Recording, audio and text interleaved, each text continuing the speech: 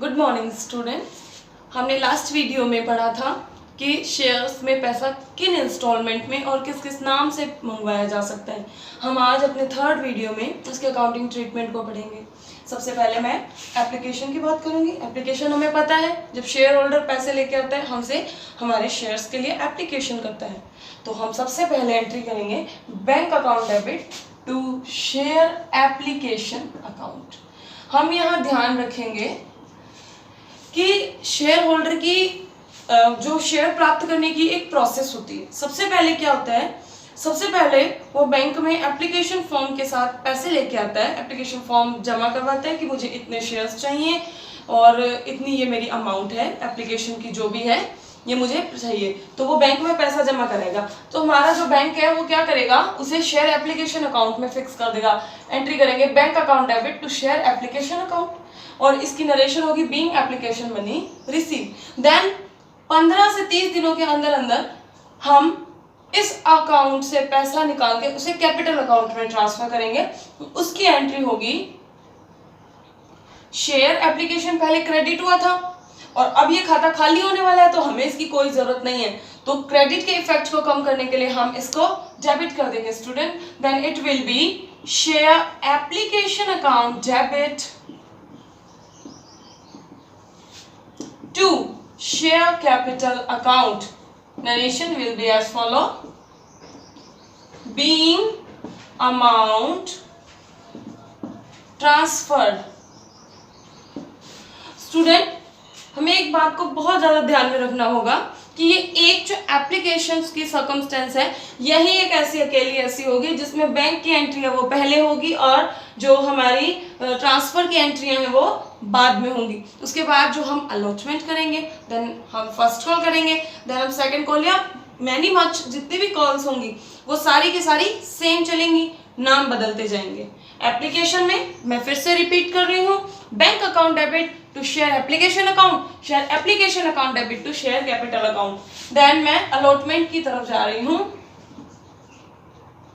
Allotment, allotment में एंट्रियों का जो सीरियल है वो चेंज हो जाएगा। It would be as follow. Allotment के लिए सबसे पहले अलॉटमेंट हमें ड्यू करना पड़ेगा, तो कोई भी शेयर अलॉटमेंट हो सकता है, इक्विटी या preference. Equity share allotment account debit to equity share capital account. फिर हमें इसका पैसा रिसीव होगा, पैसा रिसीव करने की एंट्री होगी बैंक अकाउंट डेबिट, क्योंकि हमें पैसा अलॉटमेंट से मिल रहा है, तो इक्विटी शेयर अलॉटमेंट अकाउंट। इसकी नरेशन होगी बीइंग अलॉटमेंट ड्यू और इसकी होगी बीइंग मनी रिसीव। अब मैं आपको थोड़ा सा आपको बैकग्राउंड में कुछ समझा रही हूँ। देखिए, अलॉटमेंट का खाता पहले डेबिट हुआ और अब क्रेडिट हो गया, तो अलॉटमेंट तो खत्म हो गया। एंट्री वास्तविकता में क्या बनी, bank account debit to equity share capital. तो ये प्रूव हो गया कि मैंने आपको जो पहले ही बताया था कि जब भी अकाउंट में आप कोई भी रास्ता पकड़िए, फाइनली कंक्लूजन आपको वही मिलेगा, चाहे वो टाइम के गैप के साथ मिले। अब क्योंकि इन दोनों के बीच में कम से कम 1 महीने का डिफरेंस होता है इन दोनों एंट्रियों के बीच में, लेकिन कंक्लूजन वही निकलना है कि पैसा आया और कैपिटल अकाउंट में ट्रांसफर हो गया, भले ही वो किसी भी रास्ते से आया हो, एप्लीकेशन से, अलॉटमेंट से या एनी अदर हाउ, हमें उससे मतलब नहीं। तो हम ये देख रहे हैं कि अकाउंटेंसी इतनी ज्यादा वेल मैनर्ड से बनी हुई है कि उसके रास्ते बिल्कुल जाके वहीं अपने इंटरप्रिटेशन पे जाके फिक्स हो जाएंगे। मैं एप्लीकेशन की एंट्री फिर से आपको याद करवा रही हूँ, bank account debit to equity share application account, फिर equity share application account debit to equity share capital. Then allotment के लिए equity share allotment account debit to equity share capital account, और पैसा जब हमें प्राप्त होगा तो bank account debit to equity share allotment account. अब हमें एक बात ध्यान में रखनी है कि अलॉटमेंट ही कई बार क्या होता है, क्वेश्चन अगर साइलेंट होता है तो अलॉटमेंट में ही हमें प्रीमियम को या फिर डिस्काउंट को एडजस्ट करना पड़ता है। और मैंने पहले बताया था D for discount, D for debit, यानी जब भी डिस्काउंट आएगा तो उसे डेबिट ही किया जाएगा। Discount on issue of shares account debit, ये हो सकता है अगर डिस्काउंट है तो, और अगर प्रीमियम है तो premium would be always credit. तो to security premium account. Optional है, या तो ये होगा या ये होगा, दोनों एक साथ कभी नहीं होंगे, ध्यान रहेगा आपको। एंट्री होगी equity share allotment account debit to equity share capital, bank account debit to share allotment account. उसके बाद हम करेंगे फर्स्ट कॉल की बात। फर्स्ट कॉल और अलॉटमेंट, सेकंड कॉल बिल्कुल सिंपल सेम चलते रहेंगे, एक दूसरे के साथ नाम बदलते जाएंगे, एंट्रियां सेम रहेंगी। फर्स्ट कॉल की एंट्री वही, सबसे पहले फर्स्ट कॉल ड्यू करेंगे, तो share first call account debit to share capital account being first call due, then पैसा प्राप्त होगा, वही entry. Bank account debit to share first call account. आप देखिए यहाँ पे फर्स्ट कॉल का अकाउंट पहले डेबिट हुआ, अभी क्रेडिट हुआ, बंद हो गया, फाइनली पैसा आया और कैपिटल में चला गया। इसी तरीके से सेकंड कॉल, थर्ड कॉल, जितनी कॉल्स आपको दी है आप आराम से इसे कर सकते हैं। और मुझे ऐसा रियलाइज होता है कि एज वेल एज आप क्वेश्चन को करते जाएंगे आपको ये बिल्कुल बाय हार्ट लर्न हो जाएगा। और आप क्योंकि हमारे यहाँ पे एग्जाम में 8 मिनट्स के लिए टाइम दिया है कि आपको बड़े क्वेश्चन है, लार्ज क्वेश्चन है, ऐसे टाइप क्वेश्चन हमें 8 मिनट में सॉल्व करना है। और हम डैम श्योर कि आप 8 मिनट में कंपनी का क्वेश्चन आराम से सॉल्व कर पाएंगे, बिकॉज टाइम एंड फ्यूरियस ये होना बहुत ज़्यादा जरूरी है एक अकाउंटेंसी स्टूडेंट को। अब मैं आपको इसके एक इम्पॉर्टेंट टॉपिक की तरफ लेके चलती हूँ। We will follow to the marks question number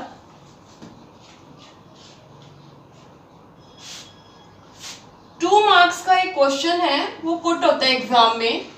topic है इसका issued other than cash. Students, sometime हमारे बिजनेस में ऐसा होता है कि हम लोगों को कोई ना कोई असेट्स परचेज करनी पड़ती है, बिकॉज बिजनेस में असेट्स का बहुत इंपॉर्टेंट रोल है। हम कोई असेट्स परचेज करते हैं और असेट्स हमें पता है कि अगर हम लोग प्लांट या मशीन या इक्विपमेंट्स लेने जाते हैं तो वो कितने ज़्यादा एक्सपेंसिव होते हैं। अब यदि कोई बिजनेसमैन क्या करता है, अगर उसको तुरंत ही उसका जो पेमेंट है वो लमसम पेमेंट कर देता है उसको, या कैश में पेमेंट कर देता है, तो इससे क्या होगा कि पॉसिबल है, नहीं हो सकता ये पॉसिबल। क्यों? क्योंकि इससे उसकी वर्किंग कैपिटल बहुत कम हो जाएगी। मैं आपको इसको एक छोटे से एग्जांपल से समझाती हूँ, समझिए इस चीज़ को। कि ऐसा होता है कि आपके फादर हैं, वो एक बिजनेस रन कर रहे हैं, आपके फैमिली में एक फंक्शन है, उस फंक्शन में मान लीजिए आपको 10 लाख रुपीज लगाने हैं, तो आपके फादर, हाँ हालांकि उनके पास इतना पैसा है, पर फिर भी वो किसी को भी पूरे के पूरे 10 लाख है वो कैश में पे नहीं करेंगे। ऐसा इसलिए क्योंकि अगर उन्होंने 10 लाख का कैश पेमेंट कर दिया तो वो आगे उस बिजनेस को रन करने के लिए उनके पास कोई वर्किंग कैपिटल नहीं होगी, है ना। बिल्कुल, पेमेंट्स अपनी जगह है, पेमेंट्स डिले करके भी दिए जा सकते हैं, जरूरी नहीं है कि हम उन्हें कैश किया जाए। तो इसी तरीके से बिजनेस के अंदर भी समटाइम जब हम एसेट्स परचेज करते हैं, एसेट्स होते हैं लाखों में करोड़ों में होती है, तो हमें उसे परचेज करने के लिए जरूरी नहीं है कि हम उसे कैश पेमेंट करें, क्योंकि जब बिजनेस में से करोड़ों की या लाखों की कैश एकदम एट वंस निकल जाती है तो काफी समय तक हमें जो वर्किंग कैपिटल है उसका क्राइसिस हमें झेलना पड़ेगा। तो उसलिए क्या किया जाता है, बिजनेसमैन अपने कुछ शेयर्स इश्यू कर देता है, कुछ पैसे दे देता है, कुछ शेयर इश्यू कर देता है। तो इससे क्या होगा, कैश की भी कमी नहीं होगी और पेमेंट भी टाइम टू टाइम उन लोगों को पहुंचती रहेगी, और आपकी जो गुडविल है, आपके क्रेडिटर्स, आपकी थर्ड पार्टी पे आपकी जो गुडविल है वो हमेशा सेफ रहेगी। इसके लिए जो एंट्री है, सबसे पहले आप असेट्स परचेज करो। ये एंट्री तो आपने 11th में सीखी थी, बिल्कुल याद है, चलिए रिकॉल करवाइए मुझे भी। सबसे पहले assets account debit to vendor account, assets account debit to vendor account. Here the vendor refers to the creditors whom which we purchase the assets. Okay, now we will payment them creditor or vendor or supplier or any other name. कोई भी नाम हो उसको debit करेंगे। अगर आप उसे cash में पेमेंट कर रहे हैं तो 2 कैश कर दीजिए। अगर आप उसे शेयर्स दे रहे हैं तो 2 शेयर कैपिटल कर दीजिए।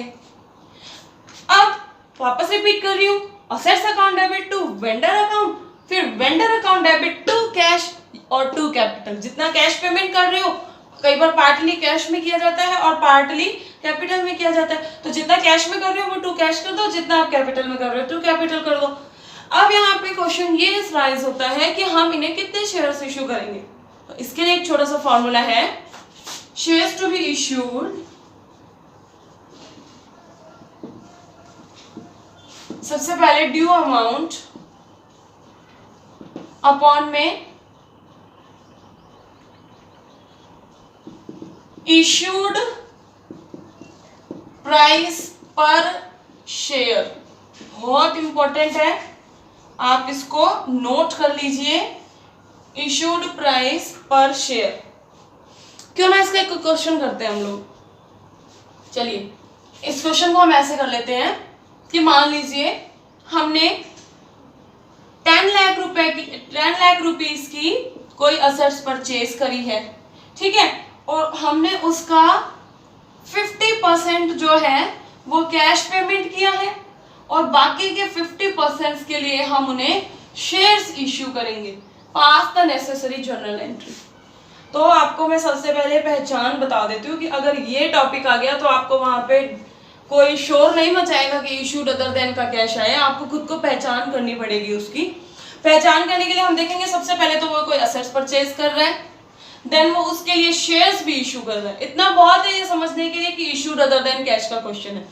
हम इसे कैसे सॉल्व करेंगे, सबसे पहले एंट्री करेंगे assets account debit to vendor account. हमने 10 लाख की मशीन परचेज करी है, तो assets account debit 10 lakh to vendor account 10 lakh. इस 10 लाख को अब पेमेंट करना है, तो पहले ये क्रेडिट हो रहा था, पेमेंट करेंगे तो उसका खाता खत्म होएगा, तो क्रेडिट का इफेक्ट कम करने के लिए हम उसे डेबिट करेंगे। अब ये 10 लाख का 50% वो कैश दे रहा है, 10 लाख का 50% कितना होता है 5 लाख, ऑब्वियसली 5 लाख। 5 लाख हमने उसे कैश में दे दिए। अब हमारे पास कितने बचे 5 लाख। इन 5 लाख का हमें उनको शेयर कैपिटल देनी है। तो अगर 10 रुपए का शेयर है तो 50,000 शेयर्स इश्यू हो जाएंगे। ऑटोमेटिकली सी बात है, 5 लाख में अगर आप 10 का डिवाइड करोगे तो 50,000। अगर 100 रुपए का शेयर है तो 5,000 शेयर्स दिए जाएंगे। आराम से आप उन्हें पेमेंट कर सकते हैं। अब ये तो चल रही थी कि मैं आपको करा रही हूँ, अब मैं आपको करने के लिए एग्जाम्पल देती हूँ। आप लोगों को ये क्वेश्चन करना है, नेक्स्ट वीडियो में मैं आपको इसका सोल्यूशन भी बताऊंगी। आप लोग इसे नोट कर लीजिए। क्वेश्चन मैं यहाँ मार्क कर रही हूँ।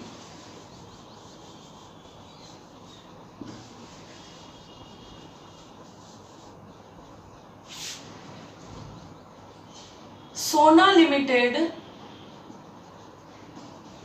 purchased a machine of rupees, इसे मिटाना ही होगा, होपफुली आपने इसे नोट कर लिया होगा, नहीं किया है तो इसे बैक करके आप नोट कर लीजिए। A machine of rupees 10 lakh and a furniture of rupees 5 lakh.